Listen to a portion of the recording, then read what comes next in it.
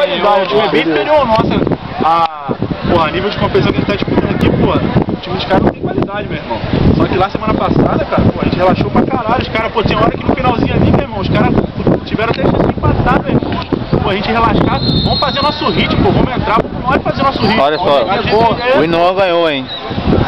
Aumenta mais a obrigação de ganhar pra ficar só 2 pontos atrás dele. Dependendo de outro resultado, todas as partidas tem que ganhar tudo. Não, só não se afastar, entendeu? Vamos lá. Calma aí, olha só, tá chegando o Jô. Joilson, não, Ailson, Ale. E qual é o outro garoto? Júnior. Calma aí. Quer adiantar aqui? Calma aí, gente. Você fica nessa putaria aí, fica que nem uma puta dentro do campo, caralho. Porra. O jogo passado, o ataque perdeu a bola, não para não, cara. É só seu Frank e seu Ian, perdi a bola e ficava parado. Vira as costas, aí a bola vai lá e... Calma aí. Necessita nome, tem preto embaixo. Alex, oi você. É pra falar mesmo. Tem que falar... meu irmão, chama no ovo mesmo, Eu nunca vi o goleiro, meu querido, meu lindo zagueiro, sei lá. Ô filho da puta, tá errado, caralho. Vamos gritar, mano. Entendeu? Que ninguém vai ficar de cara feita e você tem que...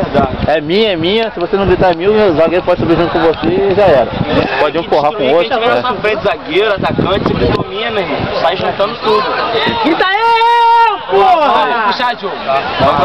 Eu quero ver o jogo hoje, como é que vai ser, se vai ter que nem semana passada. Vamos lá, Diogo. Senhor Deus e Pai, te agradecemos, Jesus querido, mais uma semana de trabalho, mais uma semana, Senhor, com nossas famílias, meu Pai. E queremos, meu Pai, te pedir agora, meu Pai querido, sua presença no nosso meio. Para, meu Pai querido, te pedir, meu Pai, para que nós não viemos, meu Pai, sem machucado. Para que, meu Pai querido, viemos, meu Pai, começar em paz e terminar em paz, Senhor Jesus. Abençoe, meu Pai, aqui para que cada um, meu Pai, venha dar o melhor de si, Senhor. O Senhor, meu Pai, venha nos ajudar, meu Pai querido, nesse dia de hoje, Senhor. Seja com os 2 times, meu Pai, para que ninguém se machuque, meu Pai querido, para que nós venhamos fazer uma boa partida, meu Pai, o resultado é a consequência, Senhor. Seja conosco, é o que nós pedimos, meu Pai, e te agradecemos pela sua proteção.